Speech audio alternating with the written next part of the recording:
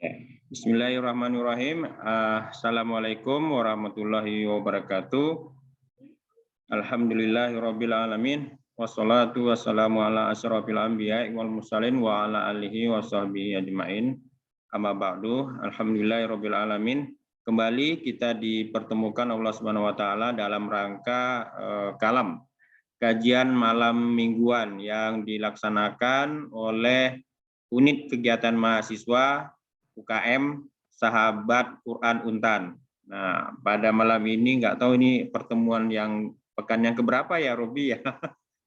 Ketujuh apa ke-8 kali ya? Kali dah kayaknya. Ya. Alhamdulillah kita masih diberi kesehatan, nikmat keimanan, ya, nikmat Islam, sehingga kita masih bertahan pada keadaan seperti ini. Baiklah, untuk mempersingkat waktu, sama-sama kita buka pertemuan ini dengan baca Bismillahirrahmanirrahim. Selanjutnya kepada Ketua UKM Sahabat Quran, di sini namanya Robi seharusnya ini. Iya Pak. Ketua Sahabat Quran untuk menyampaikan atau membuka kegiatan kalam kita. Silakan Robi. Baik, cek apakah suara saya kedengaran? Dengar. Baik, bismillahirrahmanirrahim. Assalamualaikum warahmatullahi wabarakatuh. Salam.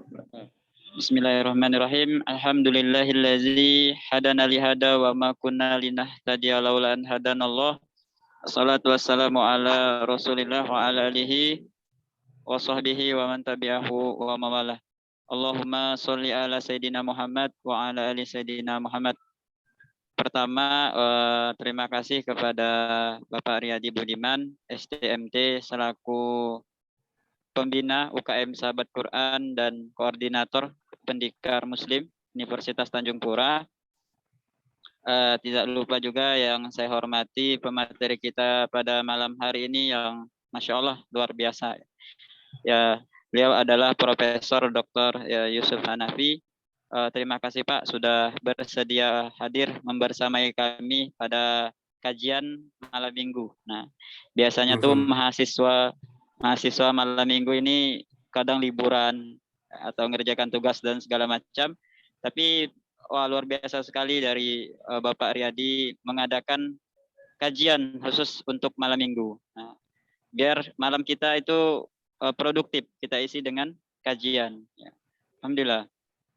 Tidak lupa juga kita sampaikan salawat dan salam kepada junjungan Nabi besar kita ya, Nabi Muhammad SAW.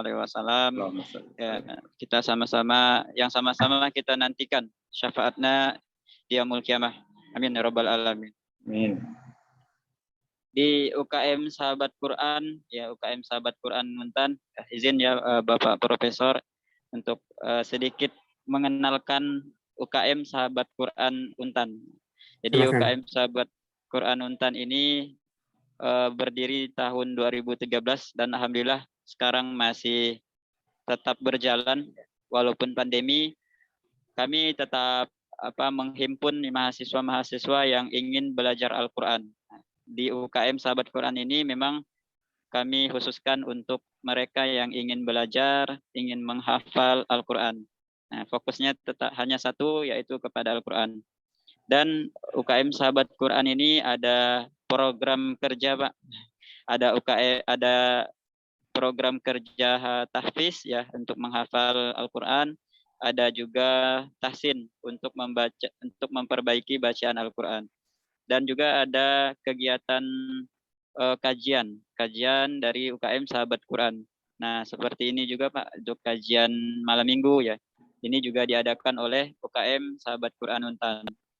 Dan alhamdulillah untuk minat ya, salah satu minat di Universitas Tanjung Pura, mahasiswa-mahasiswi yang ada di Untan itu sangat tertarik gitu Pak, untuk bisa menghafal, untuk bisa membaca Al-Quran. Nah, jadi inisiatif dari Pak Riyadi mungkin ya untuk diadakan UKM Sahabat Quran Universitas Tanjung Pura. Dan juga kegiatan pendikar atau pendidikan karakter Muslim ini juga ada sangkut pautnya bersama UKM Sahabat Quran. Nah, jadi di UKM, jadi untuk pendikar ini memang dinaungi oleh UKM Sahabat Quran. Nah, jadi untuk pendikar ini dia memang ada mentornya juga, Pak. Mentor untuk mendidik adik mahasiswa-mahasiswa baru yang angkatan 2021 misalnya semester 1 itu diarahkan untuk belajar bersama mentornya, mentor pendikar. Jadi dari mentor pendikar itulah mereka memperkenalkan Al-Quran, memperkenalkan fardu kifayah, memperkenalkan Islam di lingkungan Universitas Tanjung Pura. Mungkin hanya itu saja yang bisa saya sampaikan. Dan untuk mahasiswa-mahasiswi yang hadir pada malam hari ini, yang ingin mengetahui lebih dalam tentang UKM Sahabat Quran, boleh menghubungi saya dan juga boleh menghubungi Bapak Riyadi ya, selaku pembina kami di UKM Sahabat Quran. Nah, mungkin itu saja yang bisa saya sampaikan. Salam dari Pontianak, Profesor. Salam dari Pontianak, dari UKM Sahabat Quran. Mungkin sekian yang bisa saya sampaikan. Billahi taufik wal hidayah. Assalamualaikum warahmatullahi wabarakatuh. Waalaikumsalam warahmatullahi wabarakatuh. Alhamdulillah. Memang begini Prof, antara pendikar Pancasila Untan itu terbagi dalam 6 agama. Nah, yang khusus yang pendikar Muslim ini saya dirikan lagi untuk memperkuat sisi Al-Quran dari para mentor pendikar Muslim. Itu saya dirikan UKM Sahabat Quran. Jadi antara UKM Sahabat Quran dan pendikar Muslim itu satu kesatuan. Otomatis satu kesatuan. Nah, ini tujuannya tadi untuk memperkuat posisi mentor ya, agar mereka punya bekal Al-Quran, bekal membaca Al-Quran ataupun hafalannya. Itu Prof dari sini. Baiklah, untuk mempersingkat waktu, kita sama-sama mengikuti kajian malam mingguan yang akan disampaikan oleh Profesor Dr. Yusuf Hanafi dari Universitas Negeri Malang. Iya, UM ya. Nah, baiklah Prof, saya persilakan untuk menyampaikan kajian. Baik, terima kasih Ustadz Riyadi Budiman.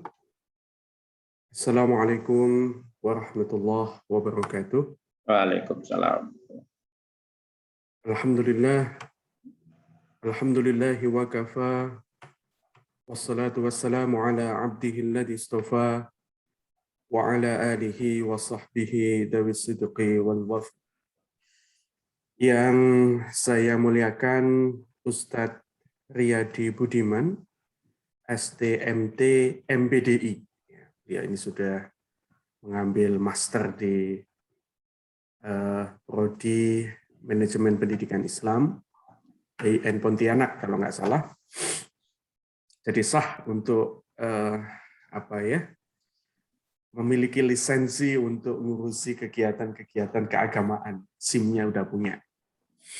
Yang saya banggakan segenap fungsionaris UKM Sahabat Quran, satu kesatuan dengan pendikar Pancasila Muslim Untan, dan segenap hadirin, atau mungkin lebih tepatnya bukan hadirin tapi zumiyin dan zumiyat begitu, baik dari unsur mahasiswa Untan ataupun juga dari luar Untan. Dikarenakan saya lihat Pak Ustadz Riyadi Budiman ini cukup agresif mensosialisasikan kegiatan malam ini. Semoga kita bisa berbagi wawasan dan juga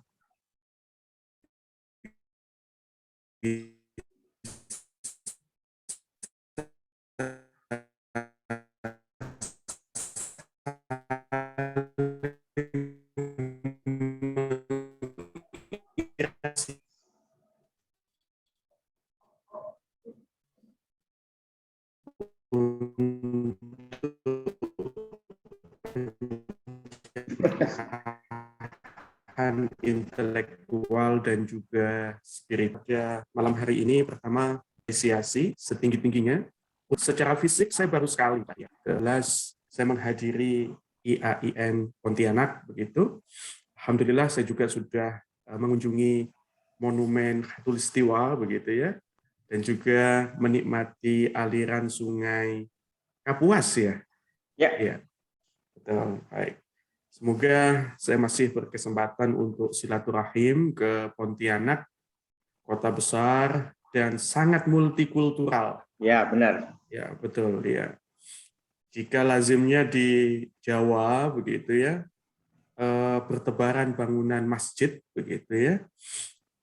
Di Pontianak cukup dinamis antara bangunan rumah-rumah ibadah.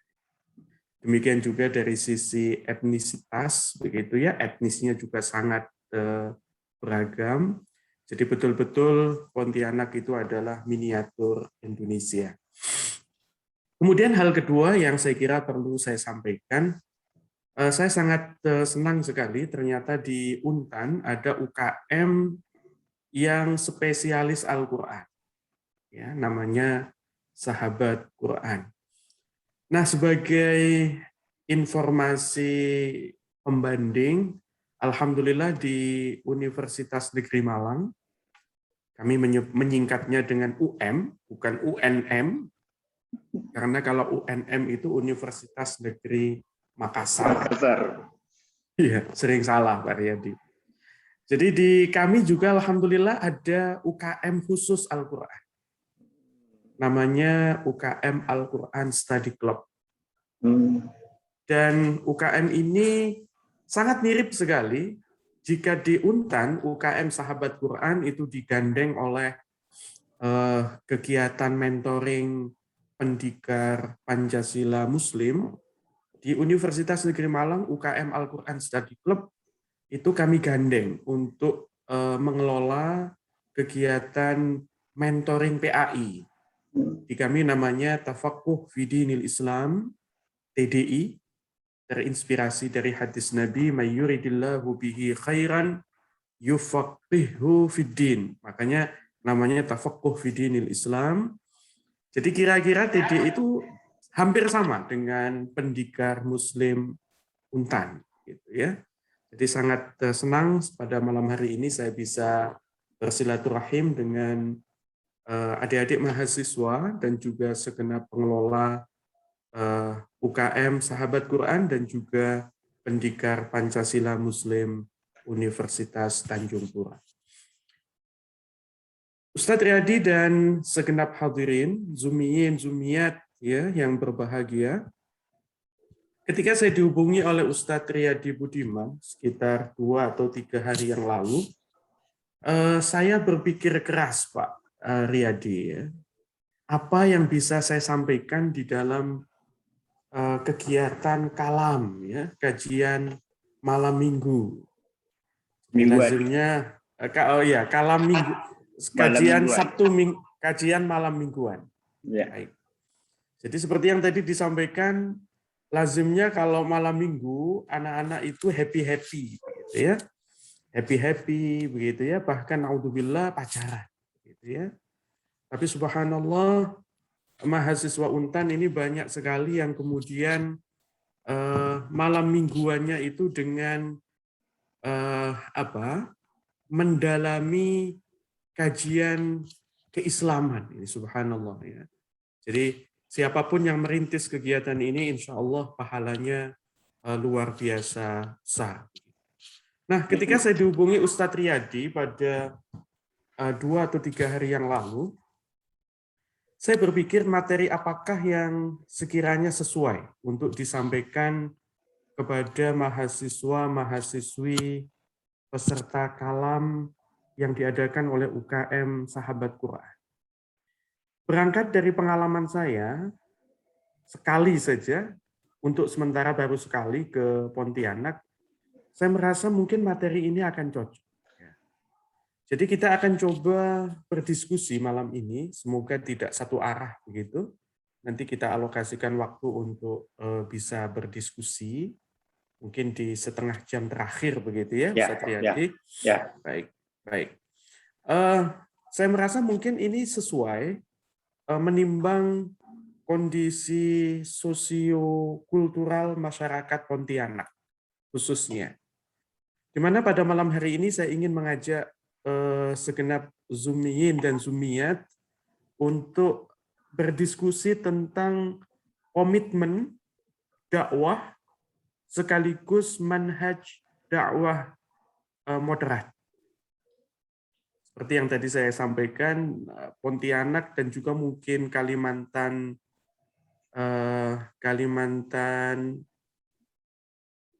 mana ya Pontianak itu?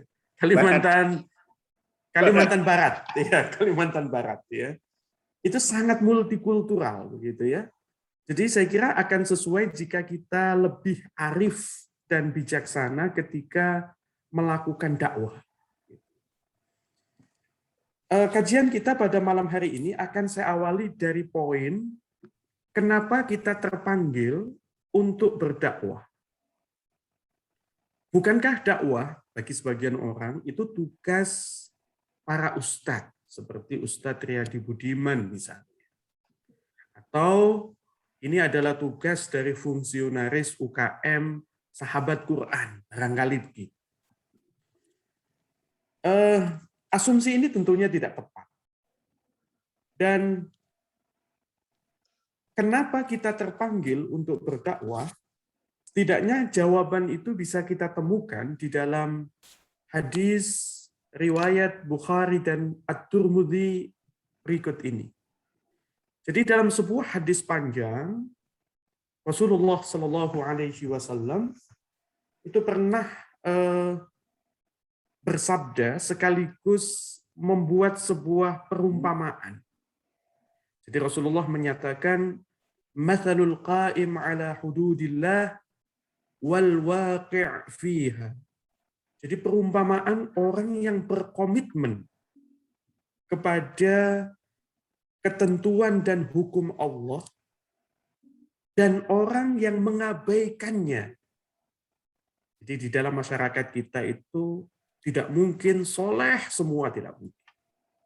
Tidak mungkin baik semua, tidak mungkin. Pasti di sana ada yang soleh, berkomitmen kepada hukum dan ketentuan Allah, tetapi ada juga wal waqi' fiha, yang mengabaikan hukum dan syariat Allah. Oleh Rasulullah diperumpamakan dengan kamathali qaumin istahamu ala safinatin. Seperti satu kelompok penumpang di mana mereka berbagi tempat dalam satu kapal, safina. Fa asaba ba'duhum a'laha wa ba'duhum asfalaha. Kemudian Rasulullah menyatakan, sebagian dari penumpang kapal itu kebagian dek atas. Dia berada di dek atas. Kemudian sebagiannya lagi itu berada di dek bawah. Dan tentunya yang berada di dek atas itu lebih nyaman ketimbang mereka yang berada di dek bawah. Yang dek atas bisa melihat pemandangan angkasa, melihat ke laut lepas, begitu ya. Tetapi sebaliknya mereka yang berada di dek bawah, jika pencahayaannya tidak bagus, maka mereka hidup dalam keremangan, bahkan kegelapan. Hidup mereka mungkin juga sumpek. Begitu. Kemudian Rasulullah melanjutkan, فَكَانَ الَّذِينَ فِي أَسْفَلِهَا إِذَا اسْتَقَوْا إِلَى الْمَاءِ مَرُّوا عَلَى مَنْ فَوْقَهُمْ. Penumpang yang berada di dek bawah, ketika mereka membutuhkan air, maka mereka akan naik ke atas, ke dek atas, melewati penumpang yang tinggal dan bertempat di dek atas. Nah, inilah kemudian menimbulkan semacam kesungkanan, begitu ya, kalau bahasa kita. Ada rasa segan dari penumpang yang berada di dek bawah. Karena mereka merasa kalau kami naik, walaupun kami butuh air, ini akan mengganggu penumpang yang ada di dek atas. Sehingga kemudian muncul pikiran usil, ya, bukan pikiran kreatif. Rasulullah mengatakan faqalu law anna kharatna fi nasibina kharqan lam nu'dhi man fawqana. Bagaimana jika kita lubangi saja perahu ini dari dek bawah tempat kita berada, sehingga kalau kita butuh air, kita tidak akan mengganggu saudara-saudara kita penumpang yang ada di dek atas. Jadi ini kalau diibaratkan segenap zumiyin dan zumiyat, jadi di dalam kehidupan ini ada orang yang beruntung, seperti yang hadir di ruang virtual ini. Sudah baik, soleh, ibadahnya tertib, hubungan sosialnya juga baik, gitu ya. Ini ibaratnya adalah mereka yang berada di dek atas. Tetapi ada saudara-saudara kita yang hidupnya itu dalam keremangan dan kegelapan, berkubang di dalam maksiat. Malam minggu bukannya melakukan pencerahan intelektual dan spiritual, malam mingguan pacaran misalnya, atau nongkrong. Itu diibaratkan oleh Rasulullah mereka yang berada di dek bawah. Nah, seumpamanya kata Rasulullah, fa in tarakuhum wa ma aradu halaku jami'ah. Nah, seumpamanya yang berada di dek atas itu diam, tidak peduli, membiarkan penumpang di dek bawah melubangi perahu, apa yang terjadi? Halaku jami'an, kata Rasul. Maka semuanya akan binasa. Kapal itu akan karam di sungai Kapuas, ibaratnya begitu. Tapi sebaliknya, wa in akhadu ala aidihim. Tetapi jika yang sudah soleh, baik, mau berdakwah, mau mengajak, menyelamatkan saudara-saudaranya yang belum beruntung untuk melakukan ketaatan kepada Allah. Jadi andai kata penumpang di dek atas peduli, kemudian ngopeni penumpang yang ada di dek bawah, jangan sampai mereka merasa segan, sungkan, apalagi kehausan butuh air, kata Rasulullah, najau wa najau jami'an. Maka pastilah penumpang satu perahu itu akan sukses. Oleh karena itu, hadirin, zumiyin dan zumiyat yang berbahagia, pelajaran yang kita bisa ambil dari hadis ini bahwa kepedulian itu adalah sebuah keniscayaan. Kita tidak bisa merasa soleh sendirian, soleh secara individual, dengan asumsi yang penting kita selamat. Soal orang lain masuk neraka, urusan mereka.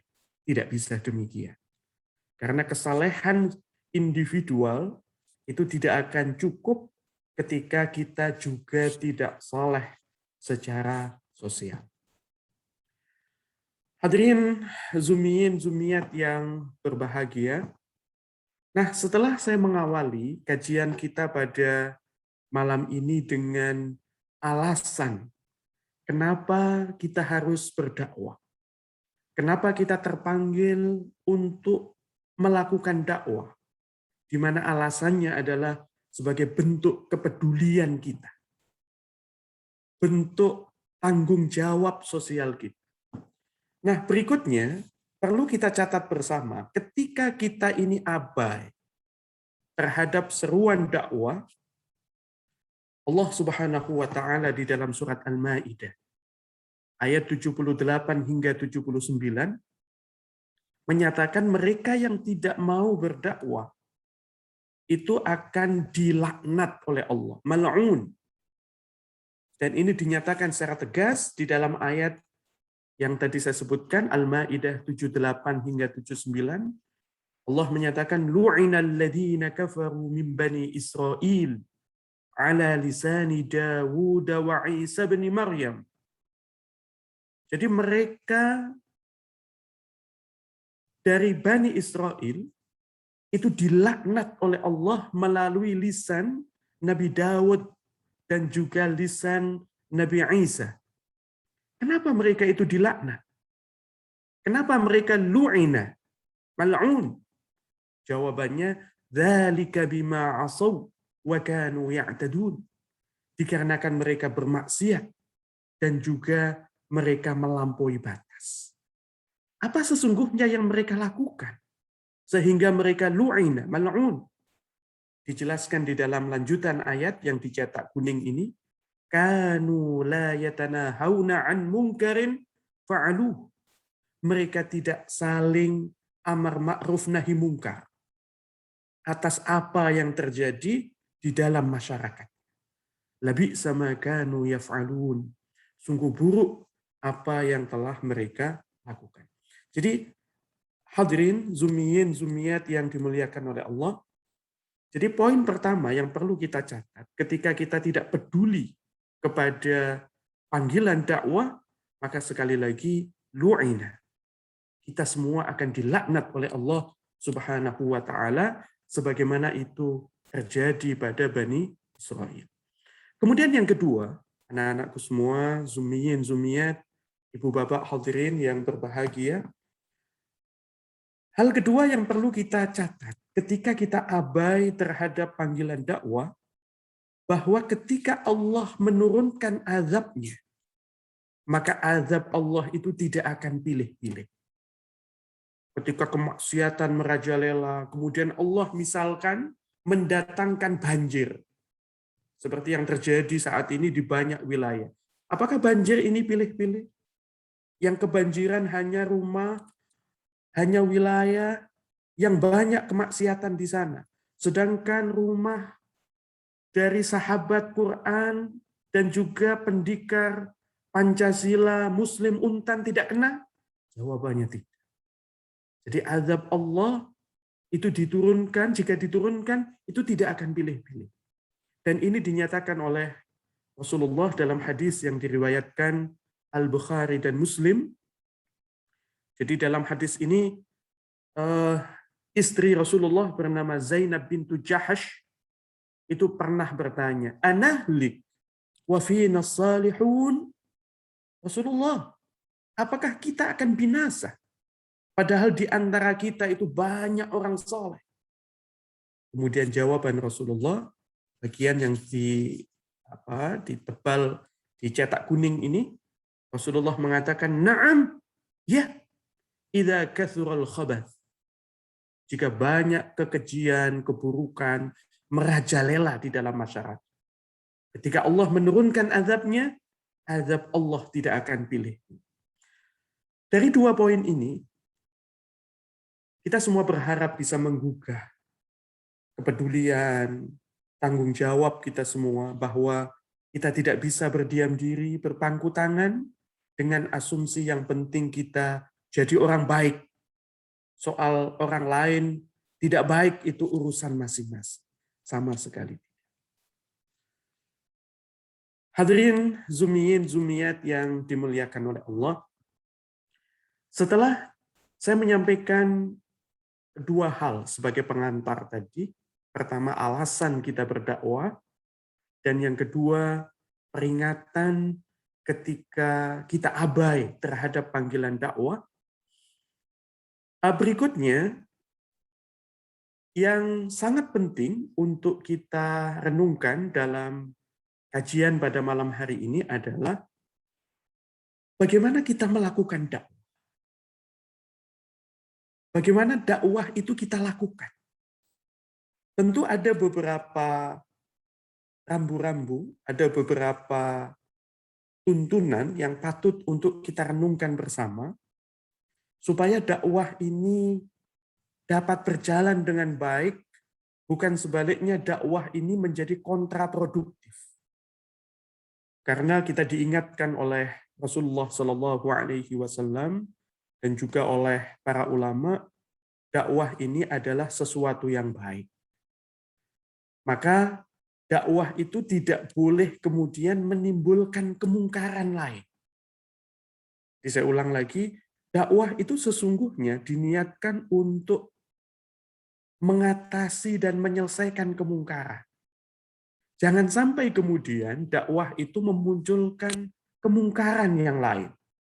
Kemungkaran yang lain yang dimaksudkan di sini adalah misalkan jatuhnya korban jiwa, terjadinya korban luka, rusaknya harta benda, akibat pendekatan dakwah yang tidak tepat, yang tidak tepat, ya, seperti sweeping, main fisik dan lain sebagainya. Nah, berkaitan dengan tuntunan di dalam melaksanakan dakwah, ada beberapa pendekatan yang perlu untuk kita catat bersama. Yang pertama, di dalam berdakwah, kita harus memilih manhaj yang mudah dan santun. Ini poin.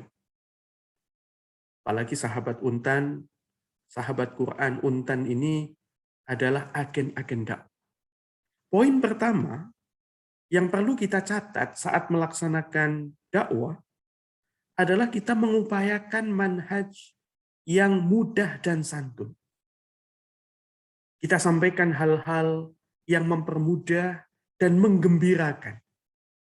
Bukan sebaliknya, kita menyampaikan dakwah yang justru merumitkan dan membuat objek dakwah kita itu menjauh, bahkan lari ketakutan.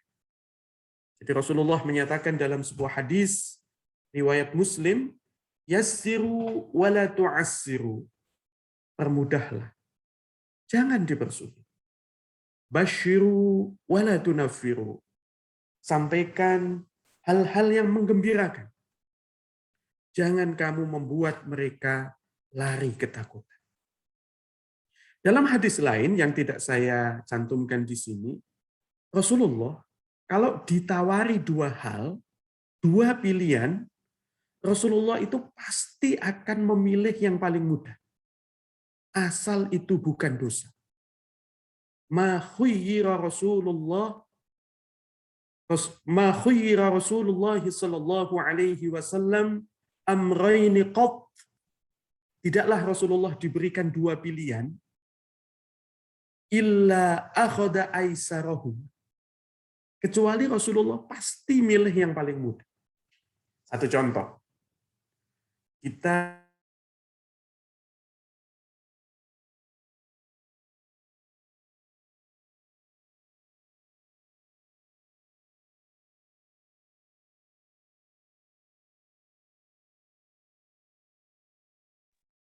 Sinyalnya hilang, Prof.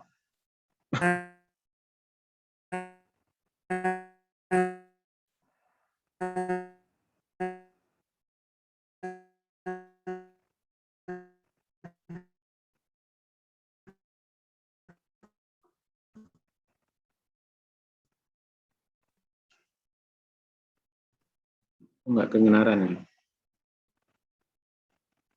Wah, malah hilang.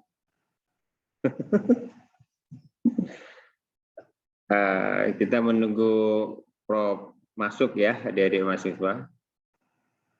Sepertinya beliau kehilangan. Maaf Satriadi, saya terlempar ini. Terlempar.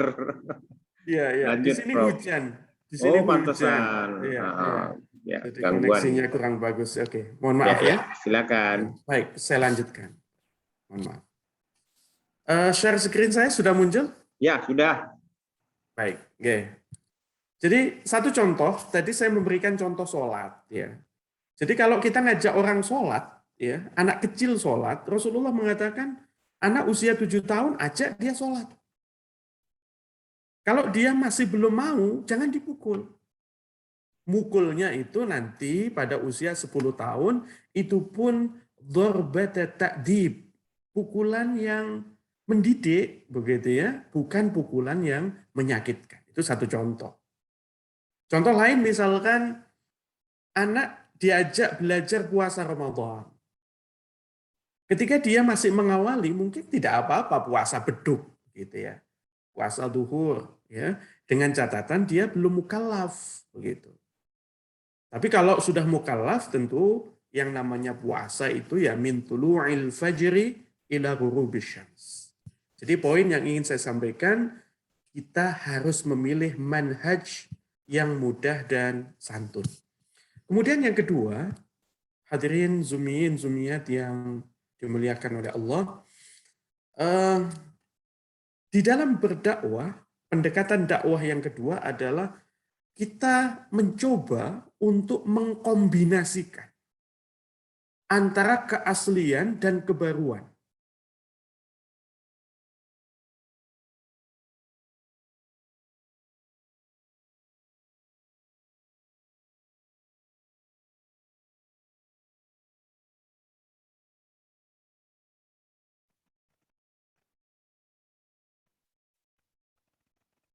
Prof.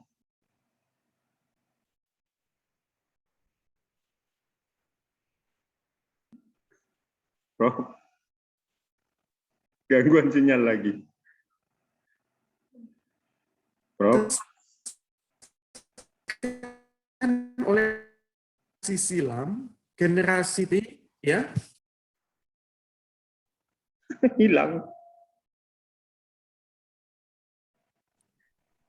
iya, saya terlempar lagi, Ustaz Riyadi. Ya, masuk lagi. Terus lanjut, Prof. Nggak apa-apa. Ya, mohon maaf. Ya. Baik, saya ulang lagi. Ini lagi hujan lumayan deras ini ya. Bentar saya share screen lagi. Semoga tidak ada gangguan lagi. Baik, ya. Saya sampai pada poin ini mungkin ya. Semoga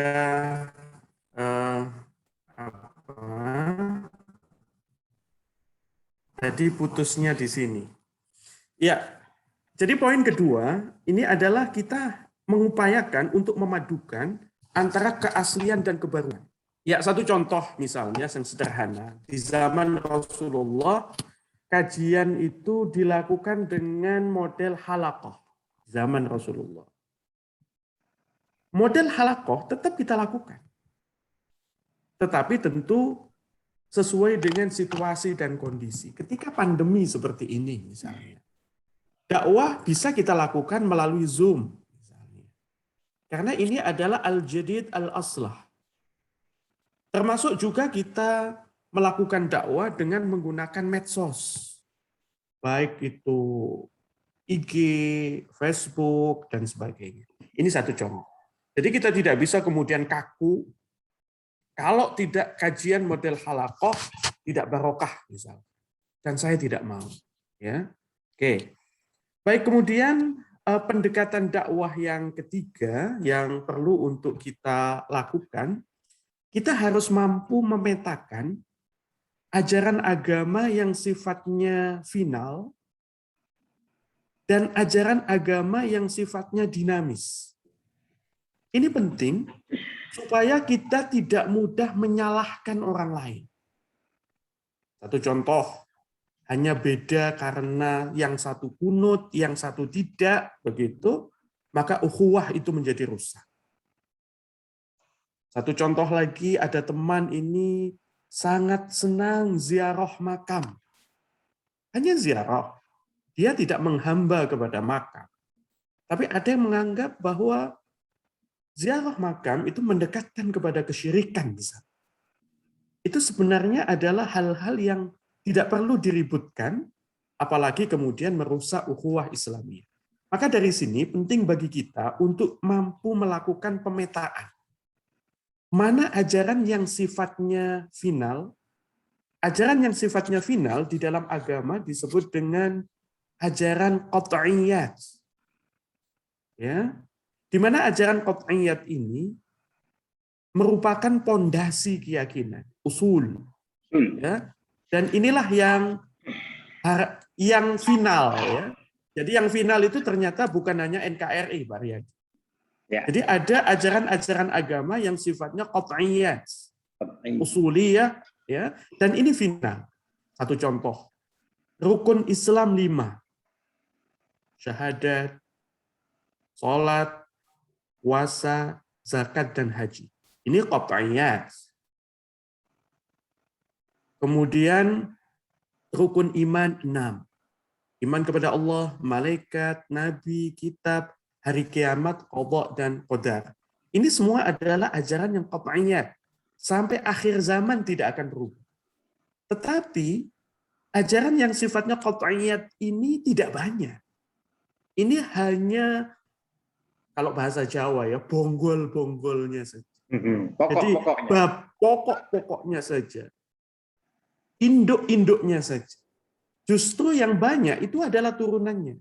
Ini yang kemudian disebut sebagai ajaran yang dhanniyat. Dan ajaran yang dhanniyat itu beda dengan qat'iyat. Kalau qat'iyat itu baku, dhanniyat itu justru bersifat spekulatif, interpretatif. Karena ini adalah hasil ijtihad. Ya. Dan ajaran dhanniyat inilah yang kemudian disebut sebagai furu'iyah, cabang. Dan pada poin ini ajaran agama akan berkembang secara dinamis. Ini harus dipahami betul. Jadi jangan kemudian kita dengan mudah menghamburkan vonis-vonis penyesatan.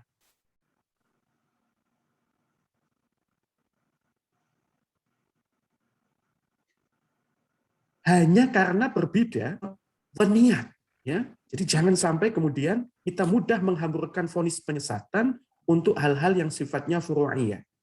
Satu contoh. Ketika penetapan awal Ramadan, pemerintah menetapkan, taruhlah 1 Ramadan jatuh pada tanggal hari ini, 13 November 2021. Ini 1 Ramadan, misal. Tapi ternyata ada sebelah kita. Dia tidak menggunakan metode ru'yat, tetapi menggunakan metode hisab. 1 Ramadannya sudah jatuh kemarin, Jumat 12 November misalnya. Maka kemudian kita katakan mereka sesat. Mereka itu fasik misalnya. Apalagi sampai mengkafirkan, na'udzubillah min dzalik. Padahal cara menetapkan awal Ramadan ini adalah dhanniyat. Yang qat'iyat itu adalah kewajiban menjalankan puasa Ramadan.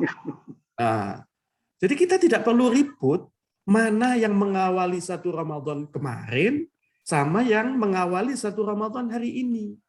Itu sifatnya spekulatif, dhanniyat, ijtihadiyah. Justru yang kita ributkan adalah yang tidak puasa Ramadan. Karena puasa Ramadan itu adalah qat'iyat. Nah, semoga dengan ilustrasi ini bisa membangun kesadaran di dalam diri kita semua bahwa mungkin kita berbeda di dalam hal-hal yang sifatnya furu'iyah, tetapi tentu kita mencoba untuk membangun kesatuan di dalam hal-hal yang sifatnya usuliyah. Baik, hadirin zumiyin zumiyat yang dimuliakan oleh Allah, tidak kalah pentingnya untuk saya sampaikan dalam kesempatan yang berbahagia ini bahwa kita harus menghindari pendekatan dakwah yang kaku. Pendekatan dakwah yang rigid. Kenapa? Karena banyak kita temukan saudara-saudara kita ketika berdakwah, mereka memilih pendekatan dakwah yang keras, pendekatan dakwah yang konservatif, begitu, dan mereka mengatakan bahwa kita harus hidup sebagaimana Rasulullah Shallallahu Alaihi Wasallam hidup. Nah, tentu ini tidak tepat. Karena zaman berubah secara dinamis, bertransformasi, apalagi di era disruptif saat ini. Jadi tidak mungkin masyarakat modern yang secara sosial hidupnya berbeda dengan masa Nabi, itu diharuskan hidup sebagaimana masa Rasulullah Shallallahu Alaihi Wasallam. Ini tidak berarti kita tidak ittiba' kepada Rasul. Tidak. Kita tetap mengikuti Rasulullah, tapi pada konteks value, nilai.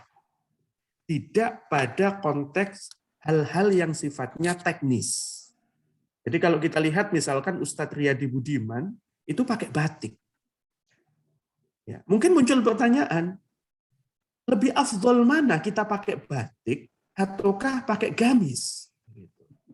Saya katakan dua-duanya afdol. Jadi tidak mungkin orang Indonesia dengan kultur yang berbeda diwajibkan semuanya pakai gamis. Dan tidak semua orang pakai gamis itu soleh. Karena kita harus tahu bahwa yang namanya Abu Jahal, Abu Lahab, ya semuanya juga pakai gamis. Pakai gamis juga. Nah, begitu. Kemudian poin berikutnya yang juga perlu untuk saya sampaikan adalah bahwa Islam mengizinkan umat mengembangkan tradisi sepanjang itu tidak bertentangan dengan ajaran Islam yang sifatnya baku atau qat'i dan usuliyah tadi.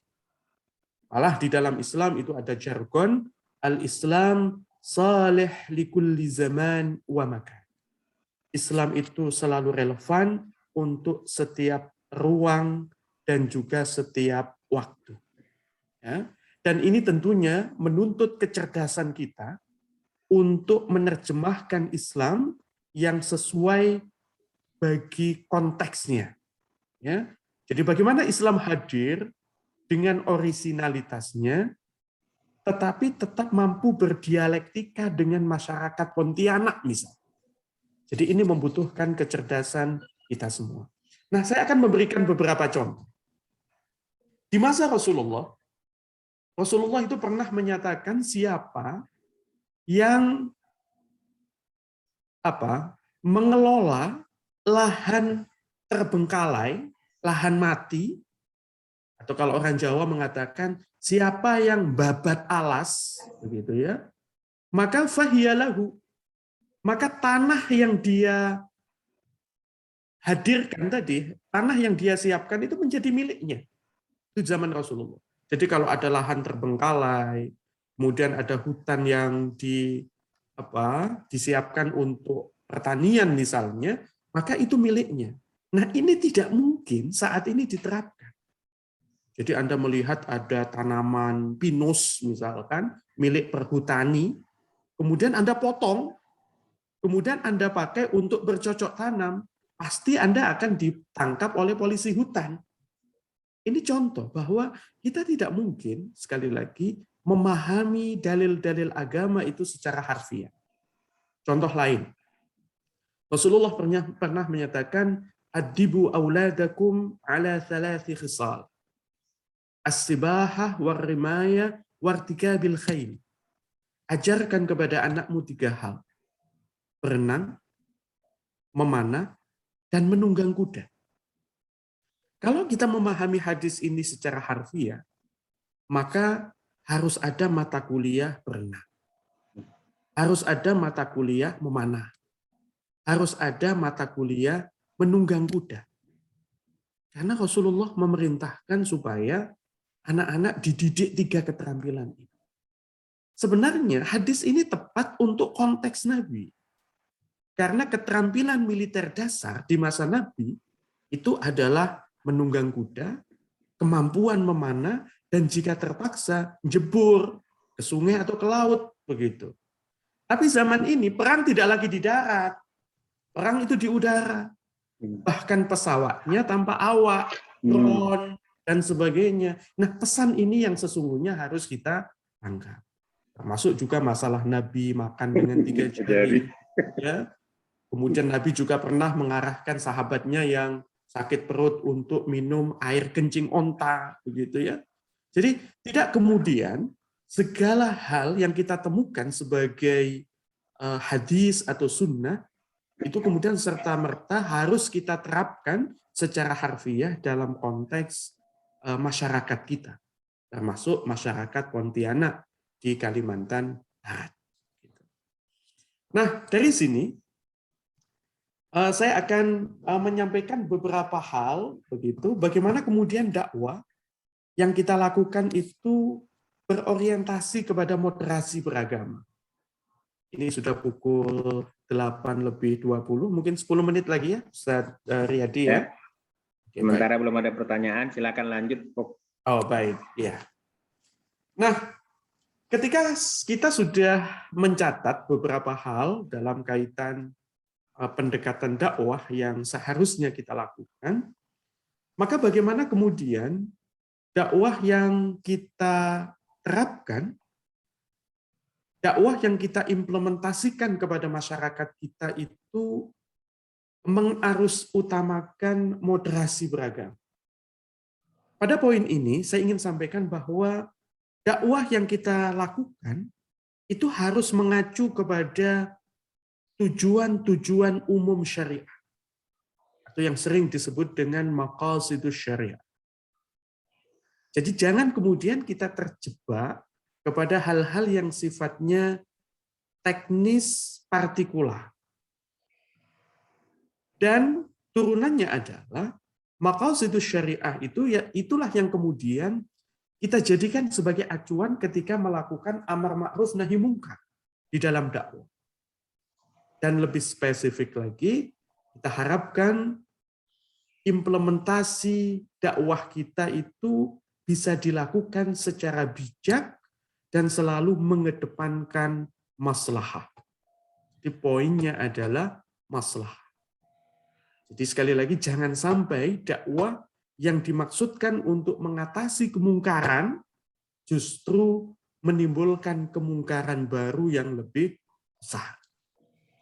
Kemudian poin berikutnya yang juga perlu saya sampaikan di dalam kesempatan ini bahwa ketika dakwah hadir di dalam kehidupan sosial, maka kita harus memahami bahwa di dalam masyarakat kita itu banyak sekali kemajemukan.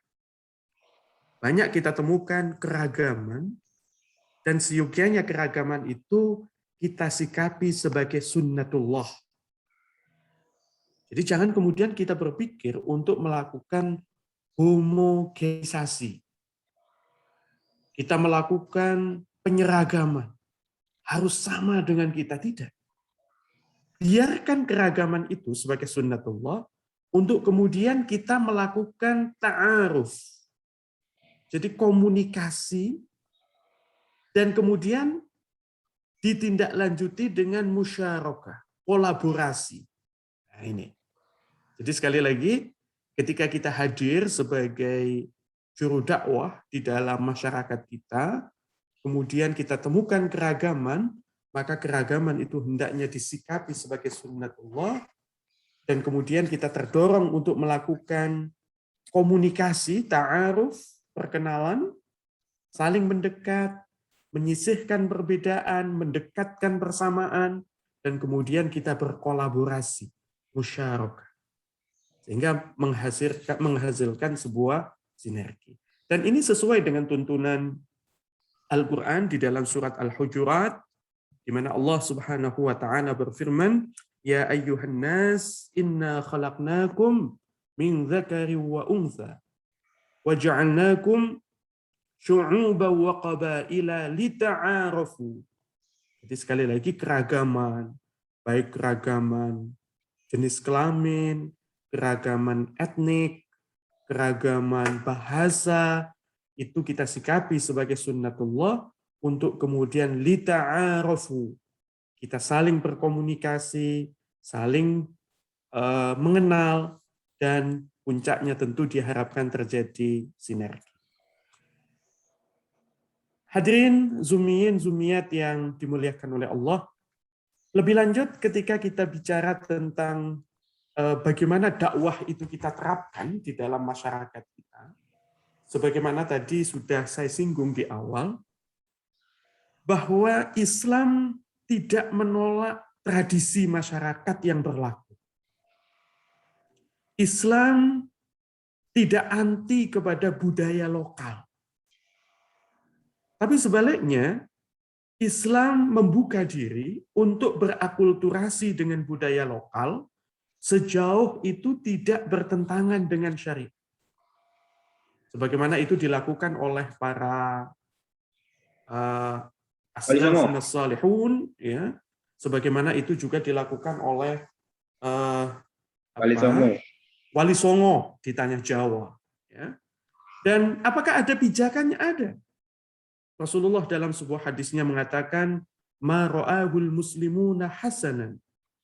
Sesuatu yang dipandang baik oleh umat Islam, fahuwa indallahi hasan. Maka hal itu di mata Allah juga baik. Dan di dalam sebuah kitab, ya, Al-Imam As-Sarkhasi itu mengatakan ats-tsabit bil 'urf, sesuatu yang berlaku di dalam masyarakat menjadi kebiasaan, menjadi tradisi, menjadi budaya, tentu tidak bertentangan dengan syariat, Itu kata beliau, katsabit bin nas. Itu sama dengan sesuatu yang tetap berdasarkan dalil agama.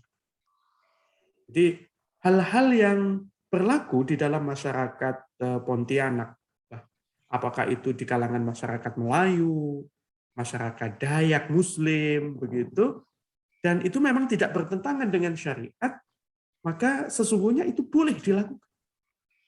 Bahkan hukumnya, kata As-Sarkhasi, itu katsabit bin nas, seperti tradisi atau budaya yang dijustifikasi oleh dalil agama.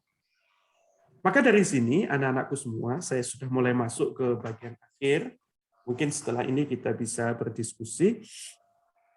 Apa kebutuhan dari para kader dakwah, seperti para aktivis dan juga anggota UKM Sahabat Quran, Pendikar Pancasila Muslim Untan, apa sesungguhnya yang dibutuhkan untuk menjadi agen-agen dakwah? Karena untuk berdakwah, sekali lagi, ini bukan tugas dari para kiai, para masyayikh, para habaib, para asatid ansih, tapi menjadi tugas kita bersama. Nah, dalam kaitan ini, saya berpandangan ada dua hal pokok yang harus kita miliki. Yang pertama adalah fiqhul ikhtilaf. Akan dijelaskan setelah ini. Dan yang kedua adalah fiqhud da'wah. Apa itu fiqhul ikhtilaf? Jadi fiqhul ikhtilaf itu adalah kesadaran, keinsafan untuk berbeda pendapat dan menyikapi silang pendapat di tengah umat dengan arif dan bijaksana. Karena kalau kita renungkan bersama, ikhtilaf atau perbedaan pendapat di kalangan umat itu ibaratnya pisau bermata dua. Di satu sisi, ikhtilaf itu bisa menjadi biang keladi perpecahan umat jika kita tidak mampu mengarifinya. Tapi sebaliknya, jika mampu dikelola dengan baik, ikhtilaf di kalangan umat itu bisa menjadi faktor pendorong bagi bertumbuh kembangkannya dinamika pemikiran di dalam Islam. Itulah kenapa tadi saya mengatakan kebutuhan yang sangat masif dibutuhkan oleh para agen dakwah, seperti para aktivis Sahabat Quran Untan, itu adalah fiqhul ikhtilaf. Dan saya langsung ke bagian akhir. Ada 3 kunci. Para hadirin, zumiyin, zumiyat yang dimuliakan oleh Allah. Ada 3 kunci yang patut untuk kita catat bersama, supaya dakwah yang kita lakukan itu bisa sukses, dan termasuk kita mampu mengelola perbedaan pendapat yang kadang terjadi dan muncul di kalangan para aktivis dakwah. Yang pertama adalah kita harus mampu menghargai pendapat orang lain, atau juga pendapat kelompok lain. Di mana kita memberikan hak yang sama kepada pihak lain untuk berpendapat sesuai dengan kualifikasi pemahamannya. Dan tentunya pada poin ini tidak boleh ada kecongkakan intelektual, tidak ada rasa GR, superioritas diri, dengan kemudian memandang kelompok lain lebih inferior ketimbang kita. Ini poin pertama. Jika kita mau sukses di dalam melakukan dakwah. Kemudian yang kedua, tidak kalah pentingnya, adalah kita selalu husnudzan. Kita selalu positive thinking, kita selalu berbaik sangka kepada pihak lain. Hal ini berangkat dari sebuah asumsi, tidak ada satupun pihak yang memonopoli kebenaran, dan juga sebaliknya tidak ada satu pihak yang selalu salah. Ya, jadi tidak ada yang selalu benar. Jadi misalkan kalau NU selalu benar, tidak selalu begitu. Sebaliknya kalau di luar NU selalu salah, tidak boleh. kita harus selalu membuka ruang untuk benar dan salah, kita fair di dalam menelaah pikiran orang lain. Karena inilah yang pernah disampaikan oleh Al-Imam Asy-Syafi'i di dalam sebuah pernyataan beliau yang sangat legendaris. Boleh dikata ini sudah menjadi sebuah preposisi, prateori begitu, di mana Asy-Syafi'i pernah mengatakan ra'yi shawab yahtamilul khata. Pendapatku ini benar, tetapi ada kemungkinan salah. Sebaliknya, Asy-Syafi'i mengatakan wa ra'yul ghairi khata' yahtamilus shawab. Pendapat orang lain itu salah, tetapi ada kemungkinan benar. Jadi sekelas Al-Imam Asy-Syafi'i, beliau itu adalah profesornya para profesor, begitu, itu masih membuka ruang benar dan salah ketika beliau menyampaikan satu pendapat. Dan kunci terakhir, kunci yang ketiga, kita selalu harus objektif. Kita dapat mungkin mengikis subjektivitas di dalam diri kita. Pada poin ini tentu yang jadi parameter kita itu adalah kebenaran, bukan ketokohan. Sehingga ada sebuah semacam adagium begitu ya, mungkin bukan adagium. Mungkin ada sebuah kalam hikmah begitu mengatakan ma'rifatur rijal bil haq. Ketokohan seseorang itu diukur dari kebenaran-kebenaran yang dia sampaikan. Bukan sebaliknya lal haqqu bir rijal. Kebenaran itu diukur dari ketokohan orang yang menyampaikannya. Ini membutuhkan perenungan ya. Jadi saya ulang lagi. Ini sangat penting.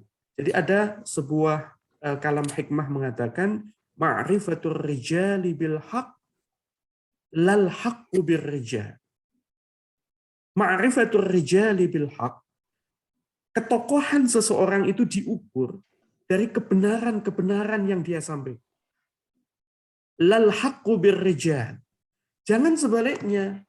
Kebenaran itu diukur dari ketokohan orang yang menyampaikannya.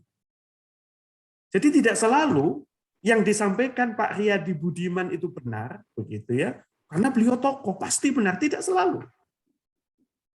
Dan juga tidak bisa kemudian apa yang disampaikan oleh Mas Robi, Ketua UKM Sahabat Quran Untan, itu selalu salah. Dia itu baru mahasiswa. Tidak bisa begitu. Jadi sekali lagi, ketokohan seseorang itu diukur dengan kebenaran-kebenaran yang dia sampaikan. Kalau dia banyak menyampaikan kebenaran, dia tokoh. Jangan dibalik, kebenaran itu diukur dari ketokohan orang yang menyampaikan. Jadi intinya kunci ketiga kesuksesan kita di dalam berdakwah itu adalah pada objektivitas kita. Dengan menghindarkan diri kita sedapat mungkin dari subjektivitas. Dan sebagai closing statement, saya ingin sampaikan kepada segenap zumiyin dan zumiyat bahwa poin dakwah itu sebenarnya keteladanan. Ya, jadi poin dari dakwah itu adalah keteladanan. Lisanul hal afsah min lisanil maqal. Jadi bahasa keteladanan itu jauh lebih ampuh ketimbang bahasa verbal, bahasa lisan. Maka dari sini yang harus dilakukan pertama kali oleh para agen dakwah, aktivis Sahabat Quran Untan adalah menyelesaikan dirinya. Sehingga dikatakan maidanukumul awwalu anfusuk. Bidang garapan pertama kalian adalah diri kalian sendiri. Jadi kita tidak mungkin misalnya mengajak jangan pacaran. Pacaran itu hanya menabung dosa, begitu misalnya. Tapi dia sendiri pacaran, begitu. Itu tidak mungkin, ya. Makanya dikatakan maidanukumul awwalu anfusuk. Jadi bidang garapan pertama kalian selesaikan dirimu. Fa in qadartum 'alaiha fa antum 'ala ghairikum aqdar. Jika kalian mampu menyelesaikan diri kalian, maka kalian akan mampu untuk mengajak orang lain ke jalan dakwah. Dan dalam kaitan ini pula ada beberapa prasyarat yang harus dimiliki oleh para dai yang sukses, para juru dakwah yang sukses. Sekali lagi mohon tidak dimaknai dakwah ini selalu ceramah seperti saya ya, tidak. Jadi dakwah ini harus dimaknai secara luas.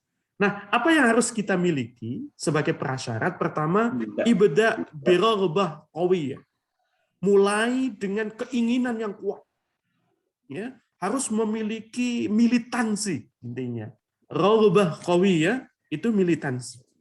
Kemudian yang kedua, kita memahami sasaran dakwah. I'rif tamaman malladhi satatahaddatsu bi sya'ni. Pahami dengan sungguh-sungguh ya, objek dakwahmu dan materi dakwah yang kamu sampaikan. Jadi kalau kita tidak memahami objek dakwah kita tidak memahami substansi yang kita sampaikan, tentu tidak akan mengena. Kemudian yang ketiga, tasarruf bis-thiqah. Jadi lakukan dakwah itu dengan penuh konfidensi, penuh keyakinan, dan langkah yang berikutnya adalah tadarrab, ya, mulai dan latihlah dirimu. Tadarrab, latih dirimu. Tadarrab, latih dirimu. Jadi hanya dengan terus melatih, menempa diri di medan dakwahlah kita akan menjadi ad-du'at ilallah yang sukses. Jadi ini tidak mungkin bisa terjadi secara instan. Dan sebagai penutup dari materi stimulan, ya, perangsang diskusi yang saya sampaikan, saya ingin mengajak merenungkan surat Al-Hasyr ayat 14, ya, di mana Allah Subhanahu wa taala menyindir kita semua dalam makna positif, di mana Allah menyatakan tahsabuhum jami'a, engkau mengira mereka itu bersatu, wa qulubuhum syatta, padahal hati mereka terpecah belah. Oleh karena itu, melalui forum kalam ya, yang diadakan oleh UKM Sahabat Untan ini, marilah kita betul-betul mendekatkan hati kita. Kita tidak lagi terjebak kepada hal-hal yang sifatnya perbedaan dhanniyat, furu'iyah, ya, karena itu sebenarnya bersifat ijtihadiyah, tetapi justru kita harus menyikapinya secara positif, karena perbedaan di antara umat itu sesungguhnya adalah rahmat. Ikhtilaful a'immah rahmah. Barangkali itu Ustadz Riyadi Budiman dan segenap zumiyin, zumiyat yang berbahagia, materi yang bisa saya sampaikan. Sisa waktu ini mungkin bisa kita lakukan diskusi supaya tidak satu arah. Terima kasih. Ya, terima kasih pada Profesor Yusuf Hanafi. Kita masih ada waktu 40 menit sebelum pukul 9 malam. Saya persilakan kepada adik-adik mahasiswa untuk raise hand seandainya ada pertanyaan. Silakan. Ini Prof, sambil menunggu pertanyaan dari atau raise hand dari adik-adik mahasiswa. Tadi di surah Al-Hasyr ayat 14 itu saya jadi berintrospeksi. Jangan dikira mereka yang hadir di Zoom ini hadir tapi hati-hatinya sedang kemana gitu. Iya. Atau akunnya saja yang hadir, orangnya entah kemana itu, Bro. Iya. Ya, saya tahu yang seperti ini. Ya, saya berikan tugas buat resume, saya bilang.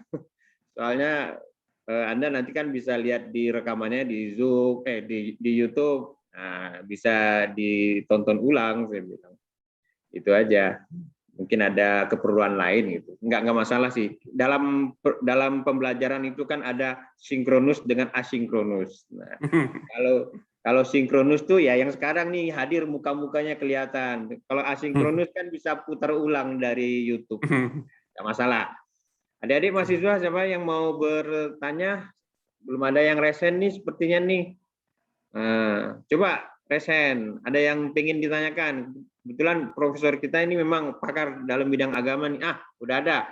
Yeli Kurnia Sari, saya unmute dulu ya. Oke, coba unmute. Yeli bisa nggak? Oke. Bisa, Pak. Ya, silakan. Assalamualaikum warahmatullahi Waalaikumsalam wabarakatuh, Pak. warahmatullahi Salam. Selamat malam. Sebelum itu, terima kasih telah memberikan kesempatan kepada saya untuk bertanya. Ini adalah kesempatan yang paling berharga banget bagi saya. Sebelum itu, perkenalkan nama saya Yeli Kurniasari, saya mahasiswi Untan, program studi hubungan internasional. Saya ingin bertanya mengenai sunatullah, Pak, yang Bapak sampaikan tadi.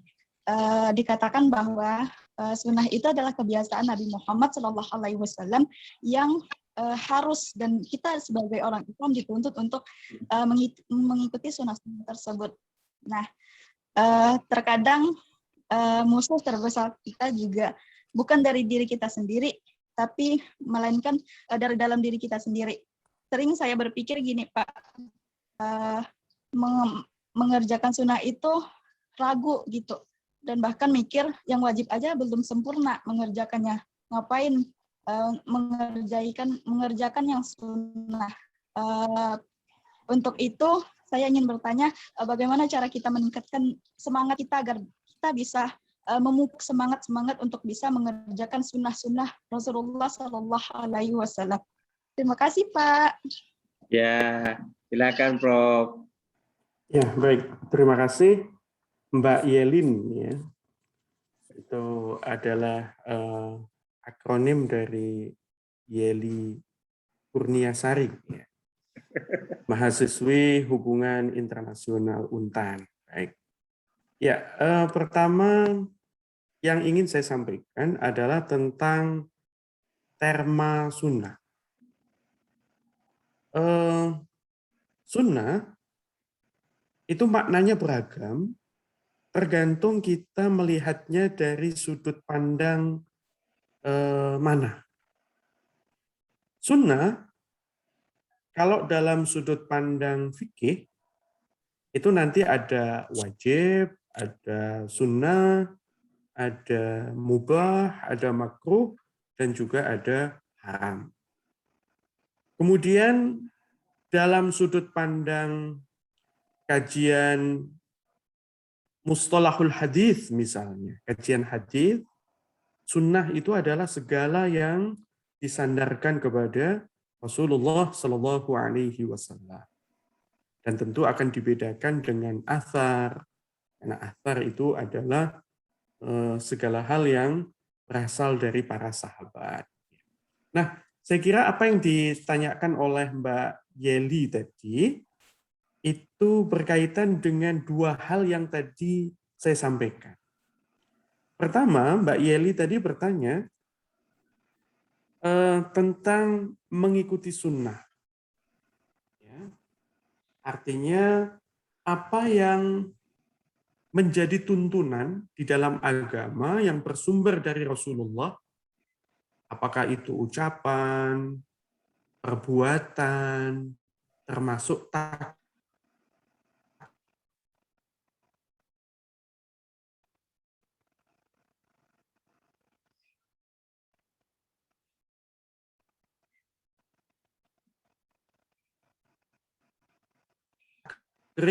beliau untuk kemudian kita ikut sumber pokok teragung di dalam agama kita. Ya.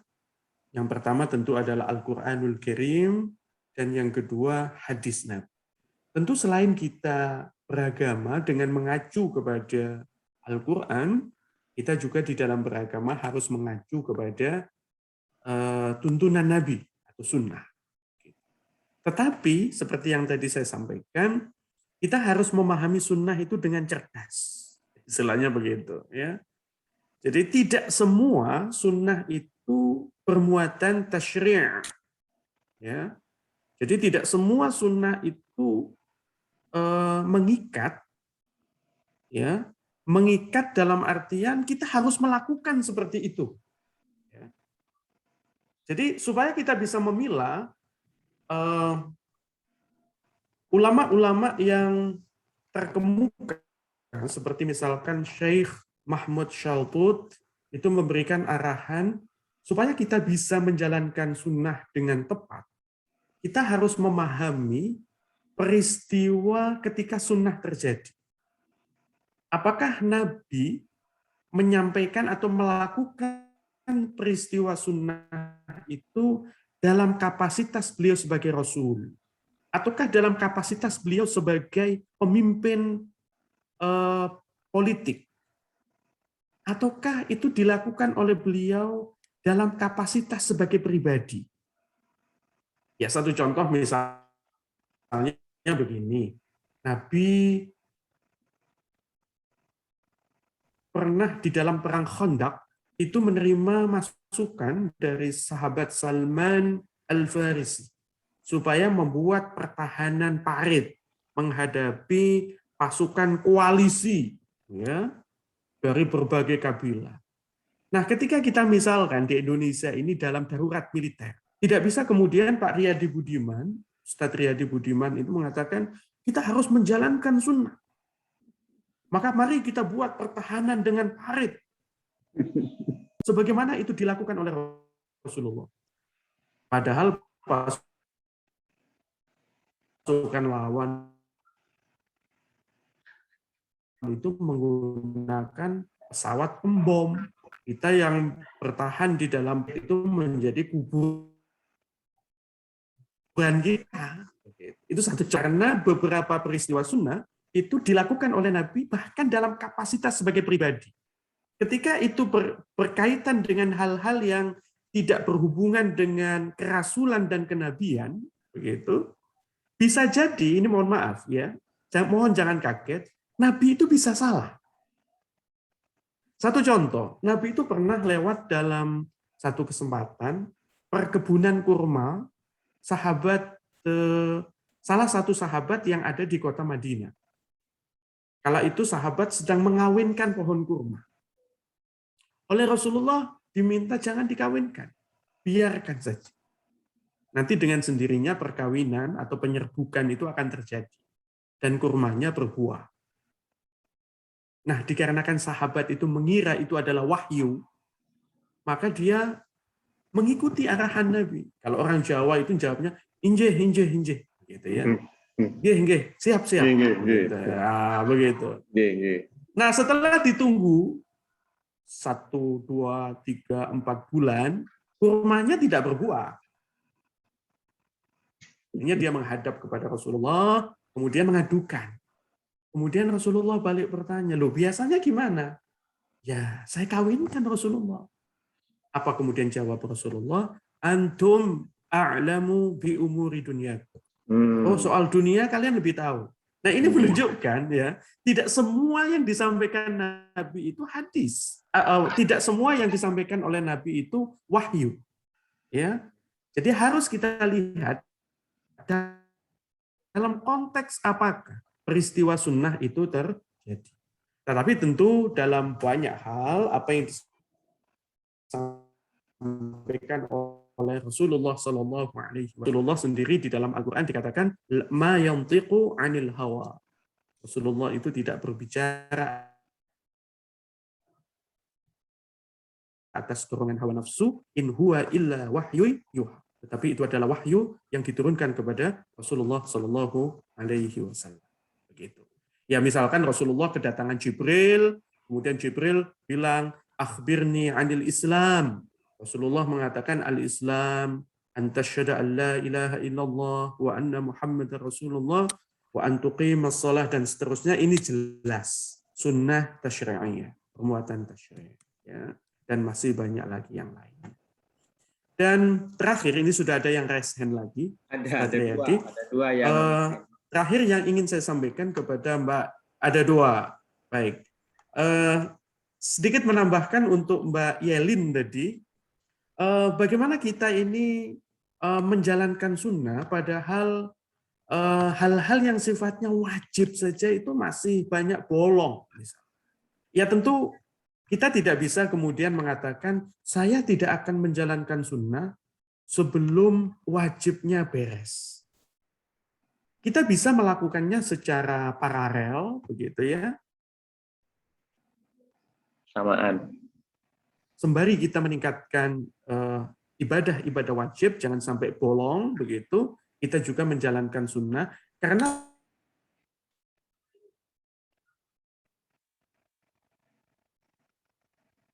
sunnah itu sebenarnya posisinya adalah jabar kewajiban-kewajiban yang bolong. Tapi tidak bermakna kemudian kita melakukan sunnah saja, wajibnya ala kadarnya, tidak bisa. Saya kira itu yang bisa saya sampaikan. Saya kembalikan kepada Ustadz Riyadi Budiman. Ya. Ada dua yang resen ini, saya minta dua-duanya menyampaikan pertanyaan. Pertama, Dita Cahyaning Tidar. Coba, oke, silakan Dita. Oke, terima kasih Pak sebelumnya atas kesempatan yang diberikan. Perkenalkan, nama saya Dita Cahyaning Tidar dari Prodi Manajemen. Jadi begini Pak, di era sekarang ini kan kaum milenial kebanyakan itu menginginkan segala sesuatu itu dalam bentuk instan gitu ya Pak ya. Termasuk biasanya dalam menjalankan perintah-perintah agama itu juga mereka menginginkannya itu yang instan begitu Pak. Jadi kemudian gimana sih Pak cara kita agar tetap bisa menyiarkan agama kita atau berdakwah tapi tidak mengganggu ajaran baku kita gitu Pak, bisa menyesuaikan dengan keinginan kaum milenial saat ini gitu. Ya, Jumiarti, coba di-unmute. Baik Pak, terima kasih atas waktunya. Bismillahirrahmanirrahim. Perkenalkan, saya Jumiarti dari program studi pendidikan guru sekolah dasar. Pertanyaan saya, seperti yang kita tahu Pak, setelah wafatnya Rasulullah, banyak sekali aliran atau manhaj yang muncul. Yang masing-masing ini punya perbedaan yang besar dan punya dalil yang menguatkannya, gitu Pak. Nah, sebagai orang awam khususnya, bagaimana cara kita untuk menghadapi perbedaan-perbedaan ini? Karena sering sekali saya berpikir, saya ini udah di jalan yang benar, betul. Jalan yang benar tidak, gitu. Udah Pak, terima kasih. Ya, ada satu lagi, Rohmi Miftahul Jannah. Silakan Rohmi sekaligus. Mohon maaf Pak, sebelumnya saya tidak on cam karena terkendala oleh jaringan. Silakan. Assalamualaikum warahmatullahi wabarakatuh. Perkenalkan, nama saya Rohmi Miftahul Jannah dari Prodi Biologi. Saya ingin bertanya tentang sunatullah nih Pak. Sunatullah itu kan sesuatu yang dilakukan oleh Rasulullah. Nah, bagaimana menurut Bapak dengan orang-orang yang selalu bilang bahwa yasinan itu bid'ah, tahlilan itu bid'ah. Jadi seakan-akan kita itu tidak diperbolehkan untuk yasinan atau tahlilan dan sebagainya, Pak. Terima kasih. Ya, oke. Kalau sunatullah itu ketentuan Allah, itu bukan sunnah Rasul. Bedakan. Oke, Prof, silakan. Ada 3 orang dengan berapa? Ada 3 pertanyaan lah kira-kira itu, Prof. Silakan dijawab, Prof. Ya, baik. Terima kasih. Saya sangat senang sekali dengan semangat dan juga antusiasme dari Zumiin dan Zumiyat ini ya. Yang pertama tadi dari Mbak Dita Cahyaning Tidar, Prodi Manajemen, Fakultas Ekonomi mungkin ya. Mbak Dita menyampaikan bahwa saat ini generasi milenial itu suka dengan hal-hal yang sifatnya otomasi, begitu ya, atau bahasa yang lebih vulgar itu instan. Hal-hal yang sifatnya instan, begitu ya, tidak suka dengan hal-hal yang sifatnya terlalu teoretik, ya.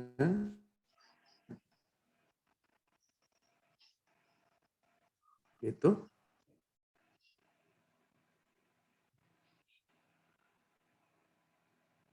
Tapi sukanya hal-hal yang instan.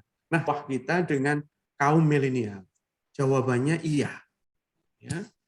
Jadi seperti yang tadi saya sampaikan, bahwa ketika kita berdakwah, kita harus menyesuaikan dengan ummatud dakwah, dengan objek yang kita dakwai. Dan itu sesungguhnya sudah dicontohkan oleh Al-Quran. Jadi Al-Quran ketika masa pewahyuan di Makkah, kecenderungannya lebih menggarap hal-hal yang sifatnya teologis. Tetapi ketika masa pewahyuan di Madinah, yang sering kita sebut dengan ayat-ayat Madaniyah, kalau ayat-ayat Makkiyah seperti yang saya sampaikan tadi, lebih banyak membangun dan membahas, menanamkan hal-hal yang sifatnya teologis, tetapi ketika di Madinah, ayat-ayat Madaniyah itu lebih banyak menggarap hal-hal yang sifatnya sosial kemasyarakatan. Nah, ini menunjukkan bahwa sebenarnya strategi dakwah Al-Quran itu tidak stagnan, justru dinamis, menyesuaikan dengan waktu dan tempat. Maka, seperti yang tadi sudah disinggung oleh Mbak Dita, ketika kaum milenial itu menyukai hal-hal yang memang terjadi di zamannya, begitu, maka kita juga harus menyesuaikan. Misalnya, kaum milenial itu sangat menggandrungi YouTube misalnya. Maka dakwah kita itu bisa dengan menciptakan konten-konten YouTube, ya, tetapi muatannya adalah dakwah. Karena itu lebih mudah ketimbang kita menyampaikan dengan kajian-kajian yang monoton, kajian-kajian yang mungkin membosankan dan tidak membangkitkan antusiasme dari generasi milenial. Kalau di pendekar, Prof. Oke, silakan. Kalau di pendekar Pancasila ini, termasuk pendekar Muslimnya, itu mereka setiap hari mengupdate status di Facebook itu kalimat-kalimat menarik dari Al-Quran. Nah, bagus. Sangat bagus. Mantap. Nah, ya, itu adalah salah satu strategi dakwah yang menyesuaikan dengan kaum milenial. Sekali lagi mereka itu lahir sebagai generasi digital asli, ya. Itulah yang disebut dengan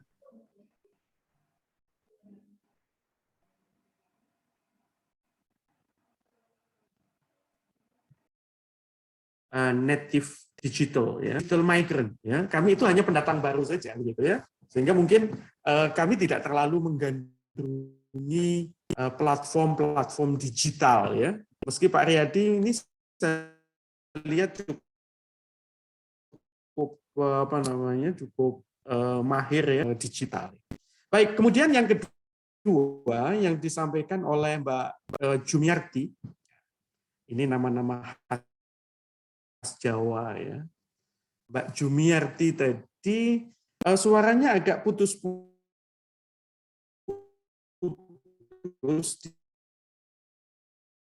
di saya, tetapi perbedaan dalil. Coba menangkap poinnya. Jadi mengklaimnya yang paling benar. Ya. Jadi betul. Jadi masing-masing itu punya dalil, ya, punya pendapat, dan masing-masing merasa benar.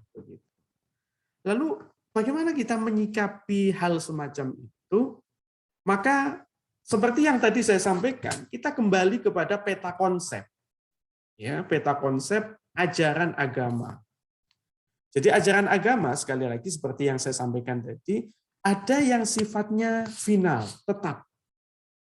Atau dalam terma lain, itu yang disebut dengan as-sawabit. Sesuatu yang sabit, tidak berubah. Itu dalam terma lain, usuliyah. Tetapi ada juga, justru mayoritas ajaran agama itu bersifat dinamis, mutaghayyirat, begitu ya, atau dalam terma lain disebut dengan furu'iyah.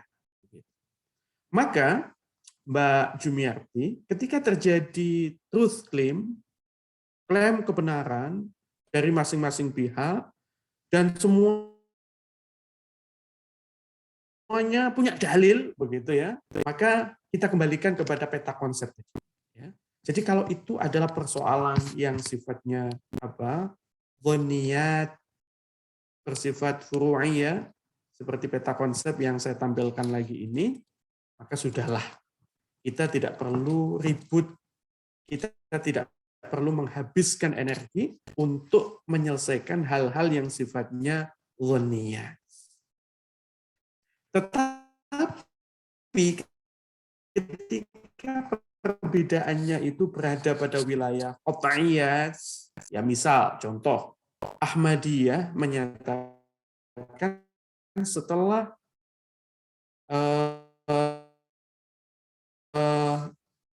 risalah Muhammad Shallallahu Alaihi Wasallam adalah nabi bayangan, namanya Mirza Ghulam Ahmad.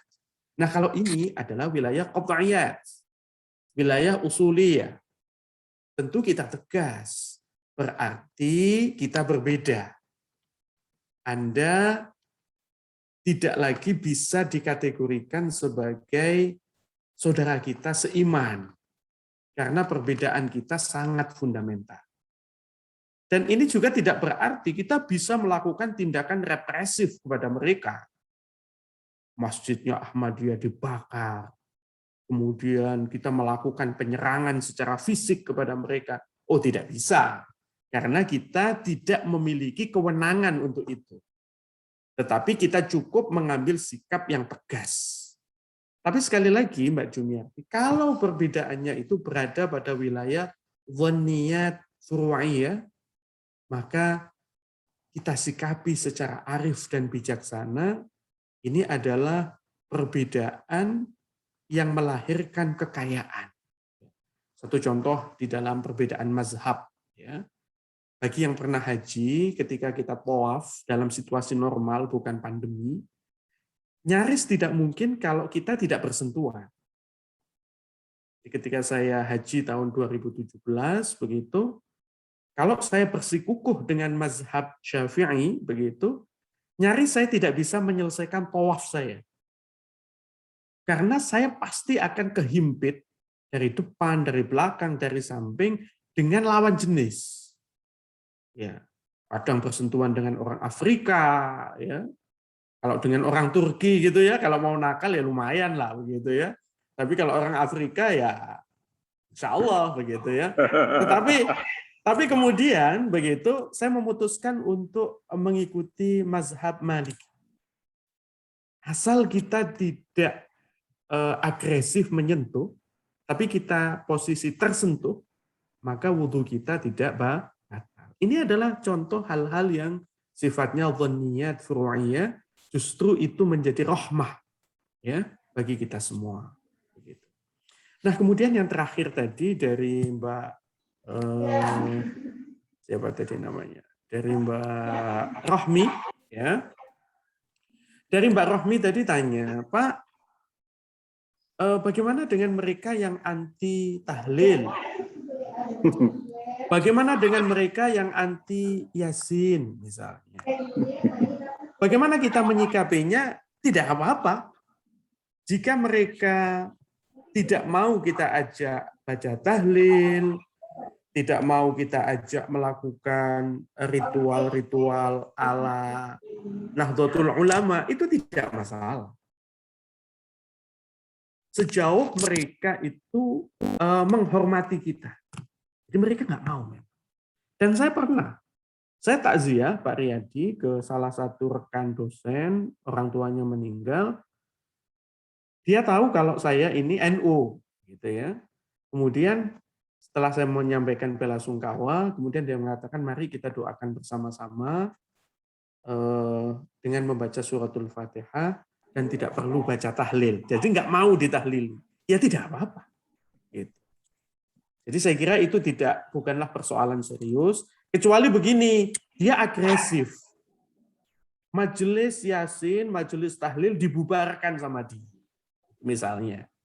Maka tentu hal semacam ini harus diselesaikan tentu lewat jalur hukum. Ya. Karena tindakan agresif seperti itu tentu tidak dapat dibenarkan. Saya kira itu poin yang bisa saya sampaikan. Saya kembalikan kembali kepada Ustadz Riyadi Budiman. Ya, Jadi adik-adik, memang kita harus menambah wawasan keilmuan kita agar kita paham seseorang itu mengapa dia mengambil vonis atau pendapat seperti apa gitu. Itu pasti ada alasan-alasannya. Nah, itu tadi yang disampaikan oleh Prof. Kalau perbedaannya itu masalah akidah atau yang pokok-pokok itu tidak ada tawar-menawar. Tapi kalau perbedaan pada mazhab gitu ya, ada pada implementasinya. Nah, itu para sahabat aja beda-beda. Apalagi kita yang jauh sampai sekarang. Nah, itu adik-adik. Hal-hal yang seperti itu harus kita pahami. Jangan sampai kita menganggap sesuatu yang apa ya, yang cabang-cabang ataupun yang ranting-ranting itu kita anggap itu sebagai batang pohon. Nah, jadi sesuatu yang bukan masuk wilayah akidah atau bukan yang masuk kategori pokok-pokok, kita anggap itu masuk ke wilayah akidah atau masuk ke pokok. Nah, itu yang bisa menyebabkan perbedaan gitu tuh. Jadi kita harus paham. Prof, memang saya sering mendapatkan pertanyaan-pertanyaan dari mahasiswa, ya saya jawab, saya jelaskan seperti itu. Saya bilangkan, saya pernah membaca judul bukunya Fikih 5 Mazhab, saya bilang. Tetapi di dalam situ ada satu tema perbedaan yang mereka bahas itu tentang bagaimana kalau sholat zuhur asar dikerjakan pada waktu malam. Ulama mazhab ini berbeda apakah dibaca sir atau dibaca zahar gitu. Sampai mereka membahasnya sampai ke masalah bacaan itu, padahal kita baru bingung, bisakah dikerjakan pada waktu malam? Apa itu keluar dari ajaran agama? Ulama mazhab itu sampai ke situ mendiskusikannya. Jadi itu kalau kita banyak membaca, memahami, kita akan tahu tentu ada alasan mengapa dikerjakan pada waktu malam. Bisa ada alasan-alasannya. Nah, itu bukan kita menyepelekan agama ya. Kita harus memahami benar bahwa ada alasan yang dibalik keputusan-keputusan tersebut. Itu berhubung sudah jam 9 hampir 10 menit. Alhamdulillah pertemuan kalam, kajian malam mingguan, saya kira sudah cukup waktunya. Saya memberikan waktu aktivitas kepada adik-adik mahasiswa untuk aktivitas lainnya. Terima kasih Prof. Terima kasih juga. Baik, kita tutup dengan doa kafaratul majelis. Alhamdulillah. Subhanakallahumma wa bihamdika asyhadu an la ilaha illa anta astaghfiruka wa atubu ilaik. Assalamualaikum warahmatullahi wabarakatuh. Waalaikumsalam warahmatullahi wabarakatuh. Terima kasih Ustaz Triadi Budiman dan segenap hadirin Zumiyin Zumiyat ya, khususnya keluarga besar UKM Sahabat Al-Qur'an ya, Pendikar Pancasila Muslim Untan. Terima kasih, semoga masih bisa silaturahim lagi di lain kesempatan. Ya, terima kasih. Terima kasih.